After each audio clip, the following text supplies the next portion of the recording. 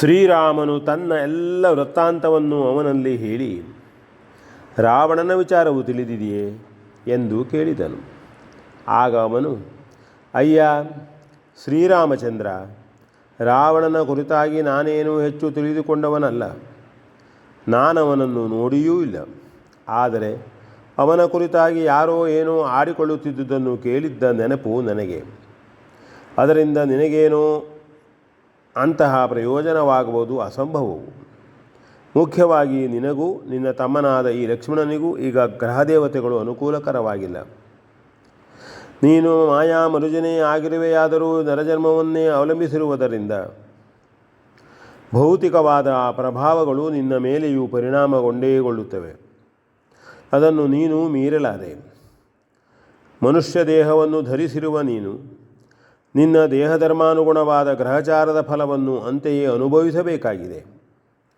ಹಿಂದೆ ಸೃಷ್ಟಿಕರ್ತನು ತಾನೇ ಸೃಷ್ಟಿಸಿದ ವಾಗ್ದೇವಿಯನ್ನು ಮದುವೆಯಾಗಿ ಗರ್ಭಾಧಾನದ ಮೂಲಕ ಸೃಷ್ಟಿಯು ಬೆಳೆಯುವಂತೆ ಅವಕಾಶವನ್ನು ಕಲ್ಪಿಸಿದನು. ಆದರೆ ಮಗಳನ್ನು ತಂದೆಯೇ ಮದುವೆಯಾಗುವುದು ಧರ್ಮವಲ್ಲ, ಅದು ಶಿಕ್ಷಾರ್ಹವಾದುದು. ಆದುದರಿಂದ ಲಯಾಧಿಕಾರಿಯಾದ ರುದ್ರನು ಬ್ರಹ್ಮದೇವನ ಆ ತಪ್ಪಿಗಾಗಿ ಅವನ ತಲೆಯೊಂದನ್ನು ಚಿವುಟಿಬಿಟ್ಟನು. ರುದ್ರನಾದರೇನು? ಬ್ರಹ್ಮಹತ್ಯೆಯನ್ನು ಮಾಡಿದಾಗ ಆ ತಪ್ಪಿಗಾಗಿ ಶಿಕ್ಷೆಯನ್ನು ಅನುಭವಿಸಬೇಕಾದುದು ನ್ಯಾಯವಲ್ಲವೇ? ಹಾಗೆಯೇ ಬ್ರಹ್ಮನ ತುಂಡಾದ ತಲೆಯು ತನ್ನನ್ನು ಚಿವುಟಿದ್ದ ರುದ್ರನ ಕೈಯನ್ನೇ ಹಿಡಿದು ಪೀಡಿಸಿ ಕಾಡಿ ಬೇಡಿಸಿತು, ಎಲ್ಲೆಲ್ಲೂ ಅಲೈಸಿತು. ಬ್ರಹ್ಮಕಪಾಲದಿಂದ ಹಿಡಿಯಲ್ಪಟ್ಟು ಬಹುವಾಗಿ ಕಷ್ಟವನ್ನುಂಡಿದ್ದ ರುದ್ರನು ಅದರಿಂದ ಸರ್ವಥಾ ಬಿಡಿಸಿಕೊಳ್ಳಲಾರದೆ ನಾರಾಯಣನ ಅನುಗ್ರಹದಿಂದ ಮತ್ತೆ ಕಾಲಾಂತರದಲ್ಲಿ ಬಿಡುಗಡೆಗೊಂಡನು. ಧರ್ಮದಂತೆ ನ್ಯಾಯದಂತೆ ಮಾಡಲೇಬೇಕಾದ ಕರ್ಮವನ್ನು ಮಾಡಿದರೂ ಅದರ ಫಲವು ಯಾರನ್ನೇ ಆದರೂ ಬಿಟ್ಟಿರುವುದಿಲ್ಲ. ಸೃಷ್ಟಿಕರ್ತನು ನನಗೆ ಬೇಕಾದಷ್ಟು ಆಯುಸ್ಸನ್ನಿತ್ತಿದ್ದನು. ಅದನ್ನು ಅನುಭವಿಸಲು ನನಗೆ ಯೋಗವಿತ್ತೇ ಬದುಕಿದ್ದೆ. ನಾನು ಬದುಕಿಕೊಂಡಿದ್ದ ಸ್ಥಿತಿಯಲ್ಲಿ ಬದುಕಿಯೂ ಏನು ಪುರುಷಾರ್ಥವಿತ್ತು? ನನ್ನ ಕರ್ಮದೋಷದಿಂದ ಶಾಪವು ಬಂದು ಇಂತಹ ದುಸ್ಥಿತಿಯೇ ನನಗೆ ಪ್ರಾಪ್ತವಾಗಿದ್ದಿತು. ಬ್ರಹ್ಮರುದ್ರರು ತಮ್ಮ ಲೀಲಾ ವಿಭೂತಿಗಳು ಲೋಕದಲ್ಲಿ ಅವ್ಯಾಹತವಾಗಿ ನಡೆಯುವುದಕ್ಕೋಸ್ಕರವಾಗಿ ಆಯಾ ಕೆಲಸಗಳನ್ನು ಕೈಗೊಂಡಿದ್ದರು. ಆದರೂ ಬ್ರಹ್ಮನು ತಲೆಯನ್ನು ಕಳೆದುಕೊಂಡನು.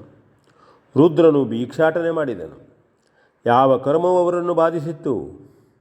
ಹಾಗೆ ಆದುದಾದರೂ ಏಕೆ? ಅವರು ತಮ್ಮ ತಮ್ಮ ಕರ್ತವ್ಯಗಳಲ್ಲಿ ನಿರತರಾಗಿದ್ದರೂ ಅದು ಅನುಸರಣೀಯವಲ್ಲವೆಂಬುದನ್ನು ಸ್ಪಷ್ಟಪಡಿಸುವುದೇ ವಿಧಿಯ ಉದ್ದೇಶವಿತ್ತು. ತಂದೆಯು ಮಗಳಲ್ಲಿ ಸಂತಾನವನ್ನು ಪಡೆಯಕೂಡದು.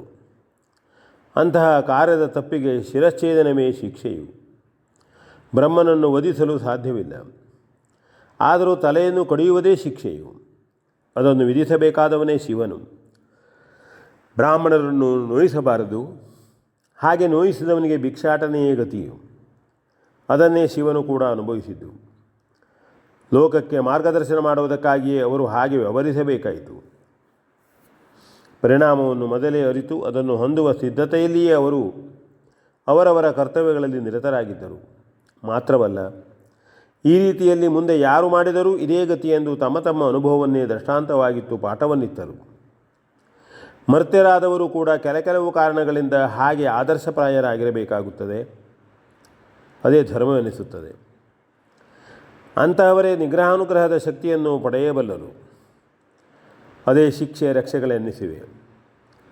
ಹುಟ್ಟಿನಿಂದಲೇ ಆ ಅಧಿಕಾರವನ್ನು ಪಡೆದು ಹುಟ್ಟಿದರು. ಸಂಸ್ಕಾರದಿಂದ ಆ ಕುರಿತಾದ ಸಾಹಸವನ್ನು ಗಳಿಸಿಕೊಂಡರೂ, ಸದ್ವಿದ್ಯಾ ಪ್ರೌಢಮೆಯಿಂದ ಸಾಧನ ಸಂಪತ್ತನ್ನು ಹೆಚ್ಚಿಸಿಕೊಂಡರೂ, ಧರ್ಮ ಮಾರ್ಗಾವಲಂಬನದಿಂದ ಅದೇ ಕರ್ತವ್ಯದಲ್ಲಿ ನಿರತನಾದರೂ, ಮರ್ತ್ಯದೇಹಾನುಸಾರವಾಗಿ ಜನನ ಕಾಲದ ಗ್ರಹಗತಿಯ ಪ್ರಭಾವವನ್ನು ಪಡೆಯದಿರಲು ಯಾರಿಗೂ ಸಾಧ್ಯವಿಲ್ಲ. ನನ್ನನ್ನು ಉದ್ಧರಿಸಿದಂತೆಯೇ ನೀನು ಇನ್ನೆಷ್ಟೋ ಮಂದಿಯ ಉದ್ಧಾರಕರ್ತರು. ಅದಕ್ಕಾಗಿಯೇ ನೀನು ದೇಹಧಾರಣೆಯನ್ನು ಮಾಡಿರುವೆ. ಆದರೆ ಅದೇ ದೇಹಧರ್ಮದಿಂದ ನಿನಗದರ ಗೋಚರವಿರಲಾರದು. ಶ್ರೀರಾಮಚಂದ್ರ, ತಂದೆ ತಾಯಿಯರ ಮಗನಾಗಿ ಹುಟ್ಟಿ ಸದ್ಗುರುಗಳಿಂದ ವಿದ್ಯೆಯನ್ನು ಪಡೆದು ಮದುವೆಯೂ ಆಗಿ ಸಂಸಾರಿಯಾದ ನೀನು ನಿನ್ನ ಮಡಿದೆಯನ್ನೇ ಕಳೆದುಕೊಂಡಿರುವೆ. ಆದರೆ ಇನ್ನೆಷ್ಟೋ ಮಂದಿ ರಾವಣನಂತಹವರ ದುಷ್ಕೃತ್ಯದಿಂದ ಮಾನಹಾನಿಯನ್ನು, ಪ್ರಾಣಹಾನಿಯನ್ನು ಅಥವಾ ಇನ್ನೇನನ್ನು ಹೊಂದಿ ಪಡಲಾರದ ಪಾಡನ್ನು ಅನುಭವಿಸುತ್ತಿದ್ದವರು ಅವರೆಲ್ಲರೂ ನೊಂದು ಆ ದುಷ್ಟರ ನಾಶಕ್ಕಾಗಿ ಒಂದೇ ಸಮನೆ ಪ್ರಾರ್ಥಿಸುತ್ತಿದ್ದರು.